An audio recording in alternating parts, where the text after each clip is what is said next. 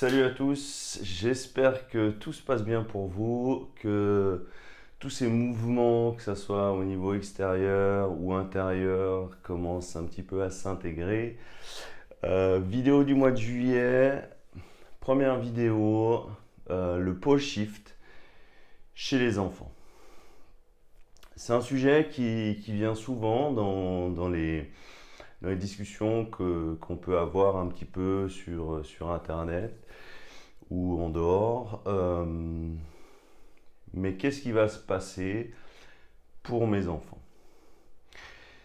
C'est toujours très important en fait de pouvoir voir un petit peu les mécanismes dans la totalité et pas rester sur une problématique. Ce qui angoisse souvent en fait par rapport aux enfants en fait, c'est qu'on se base sur leur corps petit qui on a vraiment des peurs par rapport à tout ça. C'est-à-dire qu'ils sont petits, c'est une petite enveloppe, ils vont pas savoir gérer, ça va être compliqué, il faut que je sois à 100% avec eux, il faut que j'ai la possibilité de les sauver, et ainsi de suite. Ça, c'est vraiment une vision très matière, en fait, dans le processus, qui fait que c'est compliqué parce que ça amène énormément d'angoisse. Et on ne voit pas l'enfant comme un être et on voit plus l'enfant comme quelque chose de fragile. Il faut vraiment partir du principe, si on va dans quelque chose de beaucoup plus large, un enfant, c'est un être en devenir dans la matière comme une personne, comme un humain, une femme, un homme. Et il a son processus et son cheminement. Et là, on est des parents pour pouvoir l'accompagner dans cette expérience de vie avec tout ce que comportent les difficultés dans la matière, que ce soit au niveau études, que ce soit au niveau travail, que ce soit au niveau maladie. Ça, c'est vraiment l'enfant vu dans la perspective de la matière, de notre rôle de parent. Mais si on regarde beaucoup plus vaste, on part toujours de ce principe que l'enfant a une âme, l'enfant a la possibilité d'avoir accès à un esprit, voire il est déjà connecté avec son esprit depuis longtemps, qui fait que cette chose fragile, finalement, ne l'est pas. Parce qu'elle vient avec un bagage, elle repart avec un bagage. Elle est là dans l'apprentissage. Nous, en tant que parents, on est simplement là pour accompagner l'enfant dans son processus, mais on n'est pas là pour lui dicter son chemin. C'est toujours ce qui est un petit peu problématique dans la matière, c'est qu'on a envie que l'enfant fasse des choses qu'on a fait ou qu'il fasse mieux qu'on a fait, qui fait qu'on perd un petit peu l'objectif et on est en train de diriger une chose parce qu'à ce moment-là, qu'à partir du moment où on dirige, ça devient une chose et c'est plus un être. Et on est en train de le diriger et on est en train de le soumettre à nos envies propres. Et si on est dans ce postulat de basique de la vie, ça va être vraiment problématique. Alors que si on est dans ce postulat qui vient dans cette vie pour aller ailleurs et pour apprendre et qu'il a une âme et qu'il a un esprit, l'enfant est peut-être bien plus vieux que nous, qui fait qu'il sait beaucoup plus que nous. Je discutais avec une personne qui me disait, à un moment donné, parce qu'elle angoissait tout ça, et son fils lui dit, ne t'inquiète pas pour moi, inquiète-toi pour toi et fais ce qu'il y a à faire pour toi. Et à partir de là, on voit que ces enfants, nos enfants, ils ont la capacité, au fait, d'aller peut-être au-delà de ce qu'on croit et au-delà de ce qu'on pense, et qui sont là aussi pour venir vivre ce phénomène et ce mécanisme de transmutation dans la matière. Ce qui fait qu'on arrive à avoir une distance et on ne voit plus cet être fragile, mais un être avec un potentiel gigantesque comme le nôtre. Et on n'est plus dans de l'orgueil, parce que c'est souvent de l'orgueil ou de l'ego déséquilibré, dans les peurs. et de vouloir contrôler la vie de l'enfant. Et le jour où il va y avoir les mécanismes de poteau, les mécanismes de pole shift, changement magnétique de pôle, l'enfant sera dans son expérience. Alors c'est vrai qu'on voit ce phénomène qui va arriver, pardon, comme quelque chose de, comme dans les films, la grosse vague, les cris, les hurlements partout, et tous ces mécanismes de peur. Et si le phénomène va aller au-delà et amener quelque chose de totalement nouveau, c'est-à-dire peut-être qu'il y aura une pause, un moment en fait où il y aura un sas, où nos corps vivront le processus, mais nous serons peut-être dans une parenthèse ou dans un stand-by qui fait que nous devons vivre avec nos difficultés, vivre avec nos angoisses et élaborer tout ce qu'on a appris sur Terre pour pouvoir passer ce moment dans un espace-temps qui est totalement différent et qui fait qu'on ne sera pas dans toutes ces peurs ou toutes ces angoisses, ou tout du moins on sera un petit peu sorti de la zone en mouvement. Et pour l'enfant, c'est pareil, il sera peut-être, je dis bien peut-être, après c'est à vous de conscientiser et de voir ce qui vous parle, l'enfant sera peut-être sorti de ce processus matière dans le corps et la difficulté et les vagues ou les volcans ou les tremblements de terre qui fait que peut-être dans la société actuelle on voit la mort comme quelque chose d'effrayant et on est totalement là et peut-être que nous ne serons pas totalement là et nous serons extraits de la conscience, de l'âme ou de l'esprit et vivront la chose totalement différemment et le corps vivra quelque chose de différent. Donc l'angoisse vis-à-vis des enfants, l'angoisse de qu'il va leur arriver des choses terribles, c'est de l'angoisse psychologique, c'est de l'angoisse émotionnelle qui fait qu'on projette sur l'enfant nos propres angoisses alors que lui peut-être ne va pas les vivre ou les vivre à sa hauteur. Parce que peut-être que notre enfant, tout simplement, il a une âme ou il a un esprit beaucoup plus évolué que nous, beaucoup plus vieux que nous, et qu'il sait parfaitement ce qui va se passer à ce moment-là, et il va vivre le processus sans angoisse. Et le fait d'avoir projeté nos angoisses, on va le déstabiliser, et surtout, on ne va pas être dans notre centre, et on sera en train de s'occuper des autres, de s'occuper de ce qui va se passer pour les autres, et qui fait qu'à un moment donné, on perd notre équilibre. C'est très important à un moment donné de garder de la distance avec les procédés, de garder de la distance avec nos propres croyances, de manière à ce qu'on puisse aller dans un équilibre de savoir. Savoir que ce que l'on vit, c'est pas ce que l'autre vit.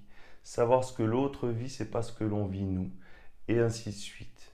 Puisque le chemin et le processus de ce qui va se passer va être quelque chose d'individuel et pas collectif. Et en étant dans cette individualité, on a conscience que c'est notre chemin et pas le chemin de l'autre. On ne va pas pouvoir sauver nos proches parce que tout simplement, il n'y a pas de sauveur. Il n'y a pas quelqu'un qui va pouvoir... On peut enseigner, apporter les informations, mais le jour J, la personne va être seule dans son processus et va pouvoir s'accompagner elle-même. Alors ça ne veut pas dire qu'il n'y aura peut-être pas des forces extérieures ou des mécanismes cosmiques totalement nouveaux qui vont permettre d'englober et d'accompagner ce phénomène. Mais là, on rentre un peu plus dans des détails qui sont de l'ordre de la spiritualité. Et quand il y a spiritualité, on confond souvent entre spiritualité astrale et spiritualité universelle. C'est deux choses totalement différentes. Donc cette vidéo est là vraiment pour vous permettre peut-être de vous poser.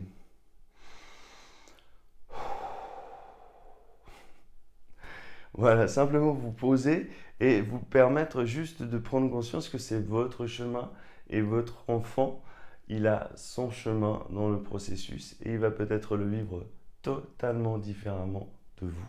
et de manière beaucoup plus consciente. C'est pour ça qu'il est important de conscientiser le mensonge cosmique. Le mensonge cosmique, quand on le conscientise, c'est-à-dire qu'on apprend les mécanismes, euh, on va chercher des connaissances au niveau de l'involution, de l'évolution, de l'astral, du non-astral, des âmes, des esprits, des mécanismes au niveau terrestre qui ne sont pas des changements climatiques mais qui sont une inversion climatique, c'est-à-dire qu'il y a totalement une nouvelle dynamique au niveau de la Terre. C'est pour nous permettre d'apprendre et nous permettre de nous détacher de l'émotionnel. Ça ne veut pas dire qu'on n'a plus de sentiments, et c'est simplement qu'on a une capacité d'être à distance de tout ce qui se passe et d'avoir confiance en soi, confiance aux autres aussi dans leur chemin. C'est pas parce que certains ne savent pas qu'ils vont qui vont ne pas vivre le phénomène en fait de manière totalement sereine. Ça, c'est un problème d'équilibre au niveau de notre ego, de notre orgueil, qui fait qu'on a envie de tout contrôler. Et à partir du moment où on cherche à tout contrôler, bah, on perd le contrôle. C'est intéressant ça. C'est-à-dire qu'au moment où on a besoin de tout contrôler sur l'extérieur, on perd le contrôle de soi-même. Puisqu'on se projette vers l'extérieur et on est dans une image de sacrifice. Je dois me sacrifier pour l'autre, alors que l'autre peut-être n'en a pas besoin. Donc les enfants, dans le mécanisme magnétique, ils viennent sur Terre avec un bagage qui est moins important que nous, dû à l'âge, qui fait qu'à un moment donné, il y a moins de blocage émotionnel, il y a moins de tension, il y a moins de crispation, parce que finalement, ils sont sur Terre avec quelque chose de beaucoup plus fin et beaucoup plus moins encrassé. Et donc dans leur processus, c'est quelque chose de beaucoup plus intuitif et beaucoup plus léger qui fait qu'il y a un lâcher-prise. Mais si nous, on leur donne nos angoisses et puis par rapport à ce qui se passe, on est dans une contre-vérité et on les étouffe. Et on ne les laisse pas se déployer. Et on ne laisse pas expérimenter les choses. Donc ils viennent vraiment là avec un bagage peut-être beaucoup plus important que nous et qui fait que tout se passera bien. Voilà.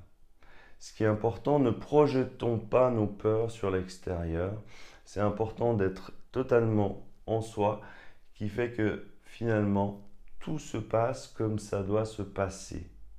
Au bon endroit, au bon moment, il n'y a pas de hasard.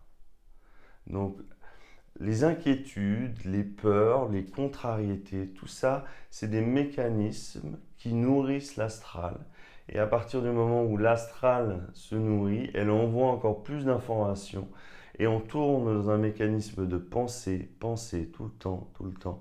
Et on va créer des angoisses, on va créer de l'émotion et on va avoir une perte de repère. Voilà. Donc le pôle shift chez l'enfant, il faut vraiment le voir dans une dynamique beaucoup plus large et pas cet être fragile qui est simplement un corps en devenir. L'être qu'on croit fragile a énormément de potentiel. Voilà, c'était un peu une vidéo pour essayer d'amener quelque chose de plus large et pour pas qu'il y ait cette angoisse peut-être naissante chez les gens quand ils apprennent. Ce qui se passe, c'est qu'ils ont tendance à angoisser pour leurs proches. Mais leurs proches vont aller dans leur processus d'apprentissage. Pour ma part, j'ai un beau-père qui n'est pas du tout dans le savoir, qui est beaucoup dans l'angoisse et tout ça, mais qui travaille dans un cimetière, dans la nature et tout ça. Et il a une capacité d'ouverture qui est beaucoup plus importante quand on peut discuter avec lui et quand il n'est pas dans ses angoisses, qu'une personne qui serait dans l'extra-spiritualisation et dans des croyances qui l'enferment. Donc, chacun va faire son chemin, chacun a ses capacités, chacun va vivre ce qui se passe. Et c'est important qu'on le conscientise pour garder une bonne distance parce que les choses arrivent très, très, très vite. et on va très vite être confronté à tous ces mécanismes de changement. Donc autant apprendre le mensonge pour pouvoir se centrer, mais partez pas dans des folies au niveau de vos pensées qui va faire qu'on part un petit peu, on va mélanger les films, on va mélanger ce que disent les gens et on va plus savoir qui on est dans tout ça. Le pôle shift, c'est une transmutation. La mort n'existe pas. La mort, elle existe dans un carcan d'illusion avec ces mécanismes. Voilà. Portez-vous bien et je vous souhaite une très très belle journée.